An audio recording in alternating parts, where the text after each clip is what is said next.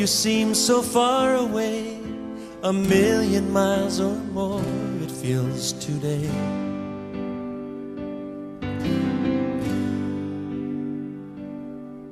And though I haven't lost my faith, I must confess right now that it's hard for me to pray. But I don't know what to say, and I don't know where to start. But as you give the grace, with all that's in my heart, I will sing, yes, I will pray. Even in my darkest hour, through the sorrow and the pain, I will sing, I will pray. Lift my hands to honor you, because your word is true, I will sing. Ya, shalom saudaraku yang dikasihi Tuhan.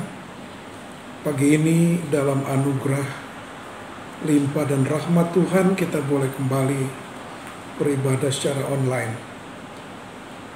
PSBB masih diperpanjang untuk 2 minggu ke depan. Karena itu minimal 2 hari minggu ini kita tidak bisa jumpa dalam ibadah di gereja. Kita masih pakai online. Saudaraku, hari ini, pagi ini kita akan bersama-sama mempelajari sebuah tema yang maha penting, yaitu menghormati kesucian Tuhan. Menghormati kesucian Tuhan. Saudara, bila kita membicarakan atau mendiskusikan tentang kemahakuasaan Tuhan, tentang betapa dahsyatnya Allah yang kita sembah, maka hampir selalu kita menghubungkannya dengan mujizat, dengan pertolongan, dengan pekerjaan Tuhan yang super hebat dan dahsyat, dengan perbuatannya yang ajaib. Jarang sekali kita menghubungkan kemahakuasaan Tuhan, kedahsyatan Tuhan dengan kebenaran dan kesuciannya. Saudara yang dikasihi Tuhan, di dalam kesucian Tuhan, Allah menghendaki agar kita sebagai umat-Nya berkeadaan juga kudus seperti dirinya. Itulah sebabnya firman-Nya berkata, hendaklah kamu kudus, sebagaimana aku kudus, seperti aku kudus. 1 Petrus 1 ayat 15 dan 16. Kalau seseorang benar-benar menyadari bahwa hal ini adalah benar, maka sudah barang tentu ia akan memiliki perasaan takut kepada Tuhan, perasaan hormat, perasaan gentar untuk berbuat salah, perasaan ngeri kalau kita sampai mengecewakan dirinya, ada perasaan tidak sampai hati bila kita harus melukai hati Tuhan. Juga kita takut bila sampai menyakiti sesama kita. Takut mengecewakan pasangan hidup kita. Takut mengecewakan orang tua kita. Dan kita gentar secara sepatutnya kepada Allah. Dan rasa hormat kepada Tuhan meliputi seluruh keberadaan kita. Jadi bila kita bergaul dengan kesucian Allah, kemahakuasaan Allah, maka yang ada adalah kita takut dan hormat hormat kepadanya. Saudaraku, kata takut atau phobos selain berarti perasaan gentar, perasaan takut, juga meliputi perasaan dibayangi atau diawasi, dikontrol. Saudara, mestinya kegentaran akan Allah yang kudus selalu menyelimuti hidup kita. Dari waktu ke waktu, dari saat ke saat. Seolah-olah kita diawasi, kita dipasangi CCTV, kita diteror. Tentu saja tanda petik diteror dalam pengertian bukan negatif, bukan seperti orang jahat ya yang mengancam kita, tidak. Melainkan Allah yang Maha Kudus, Allah yang kudus, Allah yang suci, Allah yang mengontrol kita dengan kesuciannya, sekaligus juga Ia Allah yang Maha Kasih. Saudara, kegentaran akan kesucian Allah pasti akan menimbulkan perasaan berduka kalau kita sampai mengecewakan hatinya. Kita tidak sanggup hidup. Oleh karena itu, saudaraku yang dikasihi Tuhan, selagi jantung ini masih berdetak,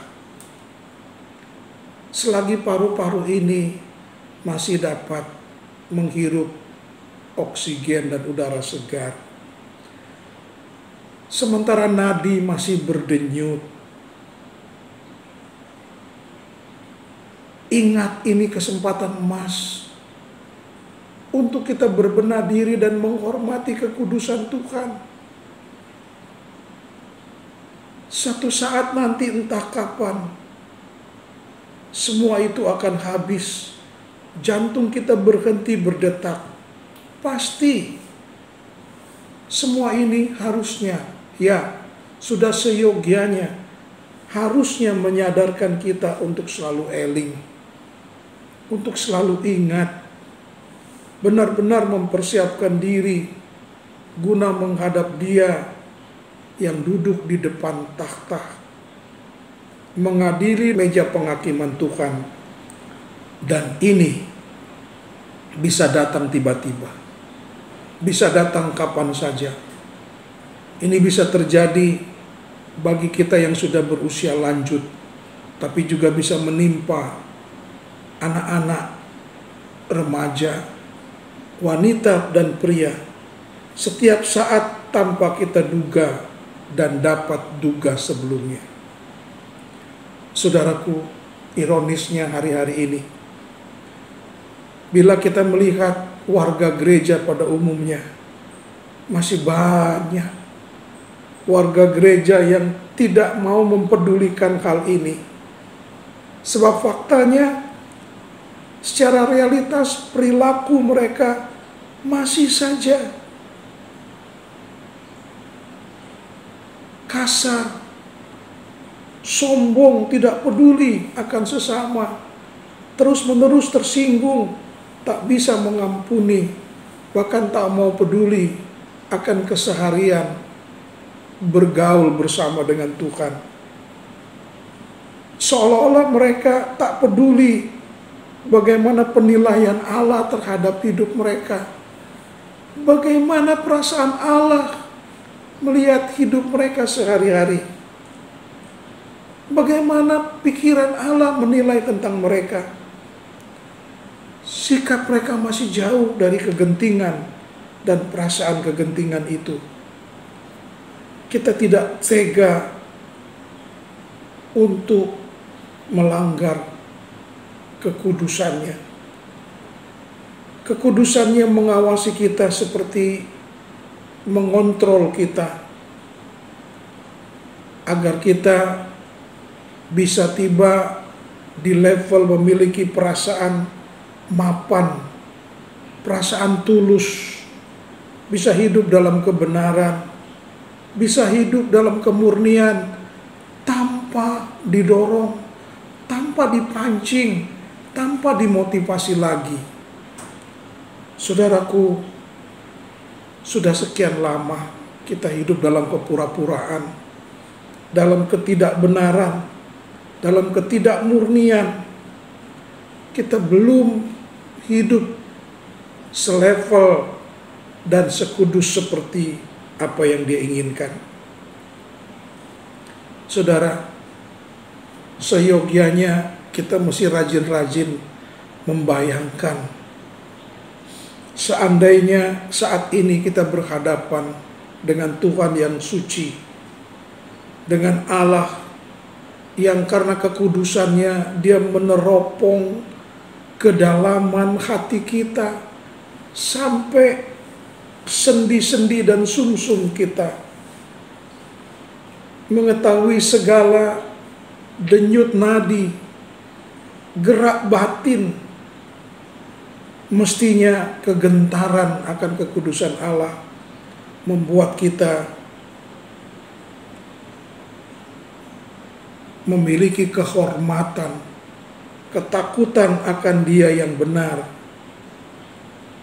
Kalau keadaan kita masih belum mencapai level keadaan yang mapan seperti itu, bagaimana kita bisa memiliki kodrat Bapa atau kekudusan ilahi seperti yang Bapa rindukan? Bagaimana kita bisa berubah? Bagaimana kita bisa dewasa bila kita belum bisa menghargai kekudusannya seperti yang Dia kehendaki? Saudara, oleh sebab itu, hari-hari ini adalah kesempatan emas di mana kita masih diberikan banyak waktu. Ada sisa kesempatan untuk bisa membenahi diri kita, membuka selebar-lebarnya gudang batin kita, gudang hati kita untuk dikontrol, diteliti, dikritisi oleh Tuhan sendiri. Saudara, mungkin besok tidak ada kesempatan lagi. Waktu untuk berbenah telah habis. Cuma penyesalan yang akan menggayuti hati kita. Dan itu penyesalan yang tak terlukiskan. Yang tinggal hanyalah kengerian, ratap tangis, dan mungkin saja kertak gigi di tempat penghakiman abadi. Saudaraku, hormatilah kekudusan Tuhan. Kemahakuasaan Tuhan tidak selalu bertalian dengan mujizat, pertolongan, kesembuhannya. Tetapi terutama dan pertama, kekudusan itu ingin membawa kita naik tingkat agar kita juga memiliki kekudusan Tuhan. Percayalah, kalau kita hidup dalam kesucian, dalam kekudusan, dalam takut akan Tuhan, penyakitmu disembuhkan Tuhan. Masalahmu akan ditolong. Tuhan akan buka jalan untuk persoalan yang saudara sedang hadapi. Kemelut dan situasi buruk yang Anda sedang hadapi, Tuhan akan berikan solusi. Sebab Anda memiliki selera hati Tuhan, pikiran Tuhan, perasaan Tuhan. Karena itu hormatilah kekudusan Tuhan. Saudara, satu hari nanti kita harus menghadap takhta pengadilan Tuhan. Karena kita wajib, ya, sekali lagi kita wajib mempertanggungjawabkan semua yang kita pikir, semua niat yang ada dalam batin kita, semua sikap, semua perbuatan, semua kelakuan, semua gaya hidup kita. Kita akan berjumpa dengan realitas hidup. akhir hidup kita yang sebenarnya yang begitu dahsyat. Kenyataan ini tidak dapat kita hindari. Bahkan orang-orang yang sudah dipilih oleh Tuhan, yang seharusnya sudah hidup dalam kekudusan, belum bisa menghormati Tuhan. Belum bisa menghormati kedahsyatan, kesucian, keagungan, dan kekudusan Tuhan. Sebab bila hal ini memang ada, pasti seseorang dengan rela berjuang, bagaimana ia bisa menyenangkan hati Tuhan. Bagaimana sehari-hari ia bisa hidup sesuai dengan arahan Tuhan. Bagaimana ia bisa berkenan dan menyukakan hati Tuhan dengan segala usaha habis-habisan demi hanya untuk kepentingan Allah saja, dan membela Tuhan tanpa batas. Saudara, banyak orang, bahkan para rohaniwan, yang berpikir bahwa saat kematian masih lama, masih banyak waktu kemurahan, pengadilan Tuhan masih jauh. Karena itu banyak mereka tidak mempedulikan realitas pengadilan Allah yang terakhir ini. Mereka tidak peduli bagaimana harus mempersiapkan diri di saat yang genting, penting, dan maha dahsyat ini. Bila hal ini ditunda dan terus ditunda, sangat mungkin kesadaran akan kekudusan Allah tidak pernah mereka alami. Akhirnya kematian datang tiba-tiba dan semua terlambat. Semua terlambat. Banyak orang yang akan gigit jari dan merana dalam penyesalan yang tak terduga. Saudaraku, kondisi ini sebenarnya harus kita tangisi, kita sadari, dan betul-betul menuntun kita kepada pertobatan yang sejati. Bukankah kita masih ingat ketika Yesus masuk memandang kota Yerusalem dari jauh, dia menangisi kota itu. Wahai Yerusalem, betapa baiknya jika hari ini juga engkau mengerti apa yang perlu untuk damai sejahteramu. Tetapi sekarang hal itu masih tersembunyi bagi matamu. Lukas 19 ayat 42. Ini adalah suatu keadaan yang sangat tragis. Sangat tragis, ya sangat tragis. Sayang 1000 sayang, saudaraku.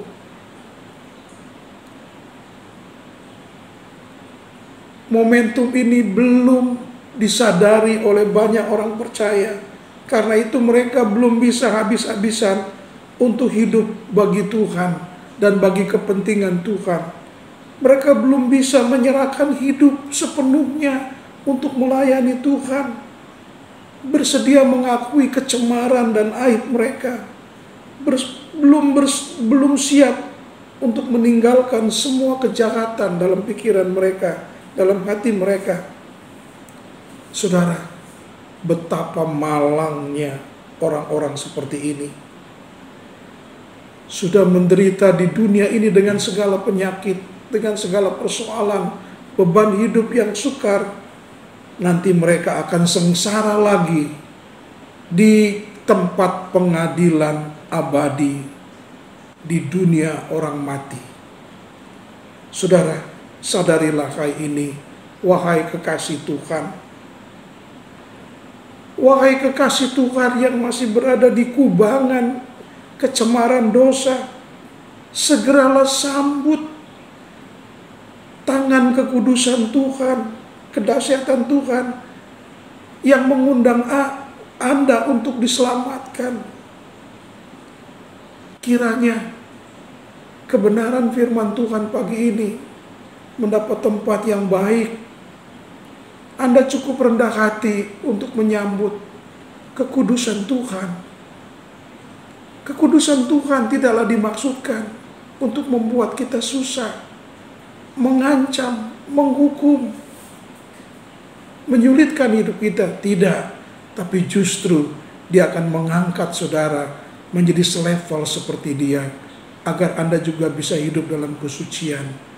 Bila aku hidup suci, ku tahu Tuhan pasti buka jalan. Bila aku hidup kudus, aku tahu Tuhan pasti beri solusi. Bila aku hidup sesuai kekudusan Tuhan, aku akan melihat kemuliaan dan pertolongan Tuhan. Aku akan dijamah, penyakitku akan dipulihkan. Datanglah. Hari ini Yesus menantikan saudara. Dia penolong, Dia penghibur. Disampaikan firman-Nya dan disembuhkannya penyakitnya. Adapun penyakit kita lah, dosa kita lah yang dipikulnya, dan penyakit kita lah yang ditanggungnya. Kiranya kebenaran pagi ini boleh mencerahi batin kita, mengubah kita, memberkati kita. Semua kebenaran ini akan mengubah kita. Tuhan memberkati dalam nama Tuhan Yesus.